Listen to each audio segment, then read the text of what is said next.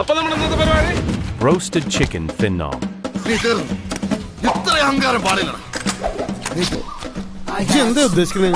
ഞാൻ ഉദ്ദേശിക്കുന്നത് എന്താ വെച്ചാല് ഒരു പണി എടുക്കാണ്ട് പൈസ ഇങ്ങനെ വന്നോണ്ടിരിക്കണം, എന്നിട്ട് ഇങ്ങനെ ഇരുന്ന് തിന്നെ.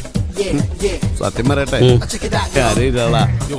ആഹാരം കഴിച്ചിട്ട് നമുക്ക് കഴിക്കാൻ പോവാം. ആഹാരം കഴിച്ചിട്ട് മാമൻ കാണിച്ചു തരാം. ഇങ്ങനെ ആക്കിയിട്ട് ഈ 5 സ്റ്റാർ ഹോട്ടലിലെ ഭക്ഷണത്തിനിടയിൽ ഒരു ഹോംലി മീൽസ്. இந்த കോളിയെ பார்த்தாலே தெரியும், നല്ല ടേസ്റ്റ്. എനിക്ക് പ്രാന്ത. ഇതെല്ലാം എങ്ങോട്ട് പോകുന്നു? ഭക്ഷണ കാര്യത്തിൽ ഒരു മെജീഷ്യൻ ആണല്ലേ? തീറ്റിക്ക് അങ്ങനെ നേരവും കാലം അറിയില്ലേ ചേച്ചി, ഇപ്പൊ എത്ര കഴിച്ചാലും വിശപ്പില്ല.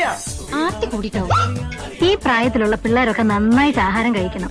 ശരിയാ, അങ്ങനെയാണ് ഇതെല്ലാം കൂടെ പൊതിഞ്ഞിട്ടാ ഞങ്ങൾ വീട്ടിൽ കൊണ്ടു ചെന്നോളാം അല്ലേ.